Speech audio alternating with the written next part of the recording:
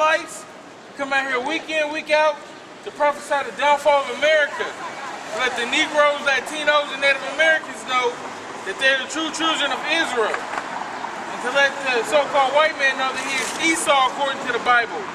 And that America is Babylon and is going to be destroyed in the Third World War. We give all praise to Yahweh Shem Yahushai, double honor to the elders, and blessings to the elect brothers out there that sing this truth in sincerity.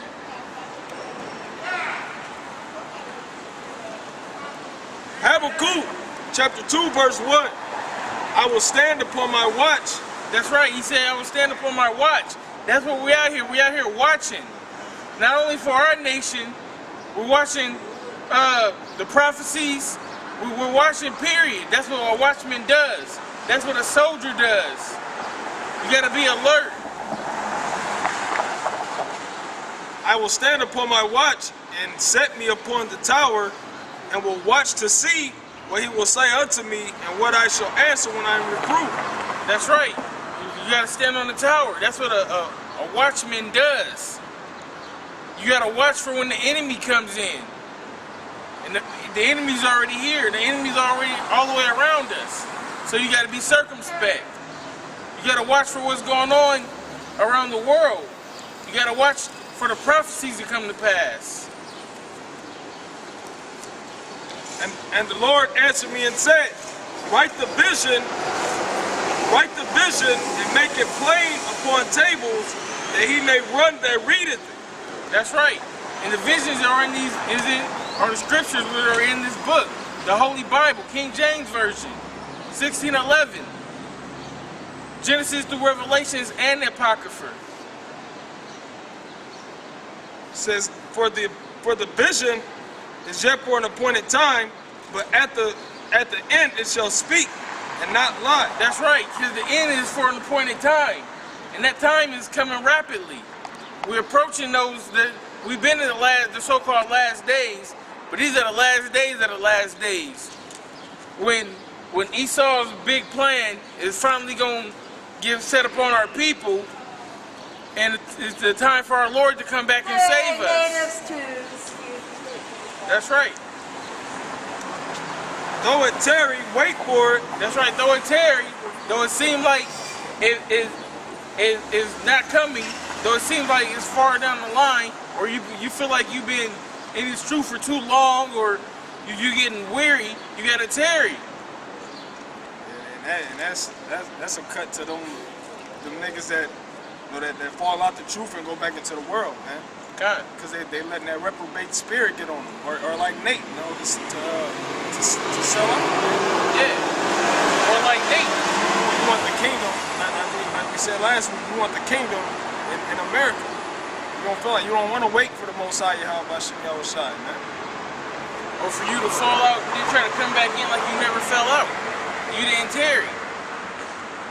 That's why, you know what I'm saying, it says in Luke 9:62, you know what I'm saying, you remove your hand from the plow, you're not fit from the kingdom. You drop the plow. You stop doing the work. And then you back out here like you was out here at high noon in the sun. You took a break. You took a lunch break, Nate. Go ahead. Behold, his soul which is lifted up is not upright in him. That's talking about the so-called white man. Because he's not right. Look at his rap sheet. Rape, robbed, and murdered the children of Israel. Look what he's doing today. He's in everybody's country, everybody's backyard, telling them what to do. Okay, yeah. Back in verse 3, it says, though it tarry, wait for it, because it will surely come, it will not tarry. That's right. It's going to surely come to pass. It will not tarry. It's talking about these prophecies. It's talking about the Third World War. It's talking about concentration camps in America, which they already got right now on the border. It's a fort. I can't remember what it's called, but it's a lot of business going on with the border right now, with a lot of so-called Mexicans trying to get in the country, and they can't protect the border. So what they did, they set up a little concentration camp basically, and they got kids in there, they got adults in there, and when the media tried to get in it, they said, well, you can't bring a camera, You can't talk to the staff. You can't talk to one of the refugees, because they call them refugees. You can't talk to a refugee. And then any question that you have, ask it after the tour, and then we'll email you a response. What kind of bullshit is that? That's violation of the First Amendment right there. That's a concentration camp that they got down there on the low. And there's gonna be plenty more throughout America. Not only that, the famine. What you gonna do when you ain't ate in 3-4 days? What you gonna do when you can't just go to Walmart and take your paycheck, go to Walmart and fill up your household? When you gotta have that chip, what you gonna do? When your paycheck that you did work hard for is on that chip. And if you don't take that chip, you're not gonna eat. You're not gonna drink. You're not gonna be able to live, because all aspects of life is gonna be on that chip. So what are you gonna do when the shit hits the fan and you're not a man of the Lord? You gonna fold, that's what you gonna do.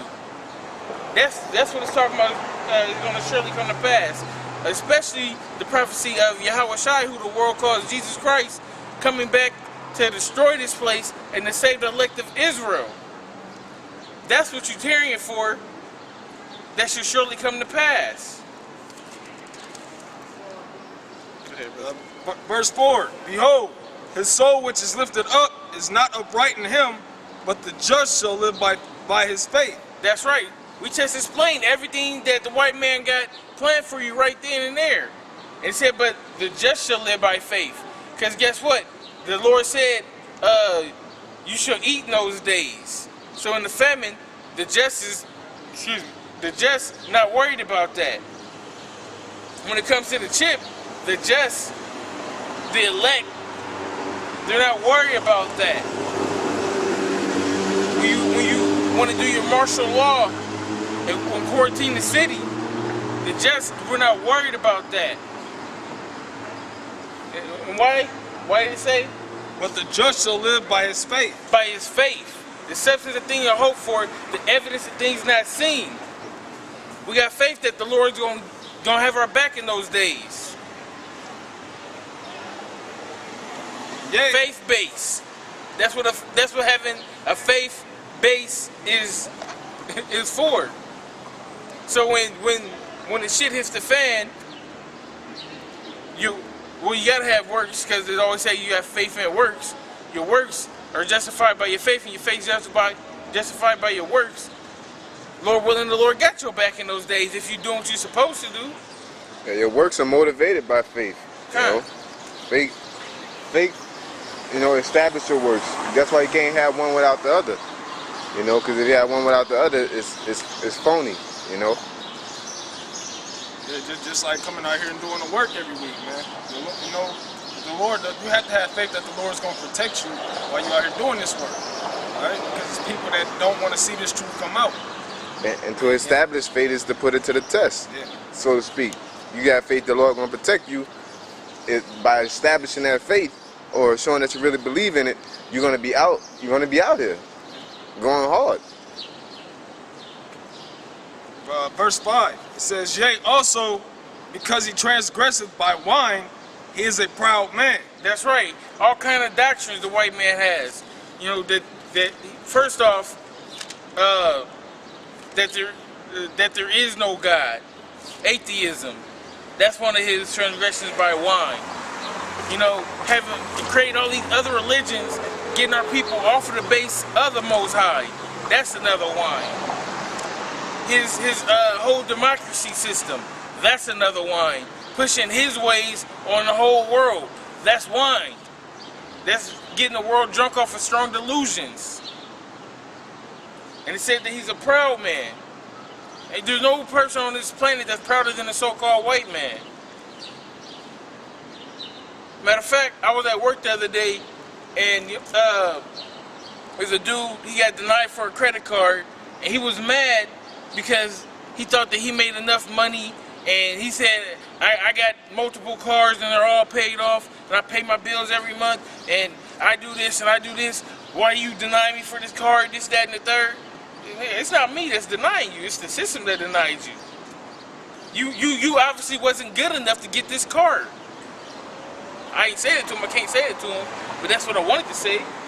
And that's just him being proud. Like, who the fuck are you to deny me? But nigga, you got denied. The Lord denied you. And the so-called white man is gonna see that. They're gonna see that they are denied from the Most High. So all that proud, all that pomp, all that high-mindedness is gonna be brought down. That's what I was just gonna say. Matter of fact, give me Isaiah real quick.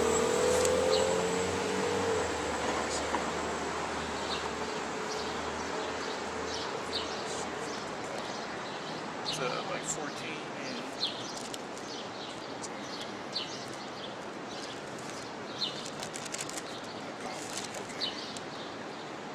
12. Isaiah 14, and we're at chapter 10. Verse 10. All they shall speak and say unto thee, art thou also become weak as we? That's right, that's the nations saying to the so-called white man, have you become as weak as we? Why? Because they have the same power that America has. They have those nukes.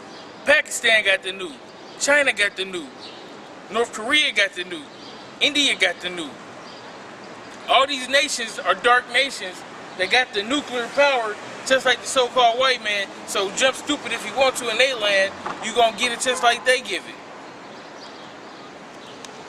Art thou become like unto us? Thy pomp is brought down to the grave, and the noise of thy bowels, the worm is spread under thee, and the worms cover thee. That's right. Can you read that one time?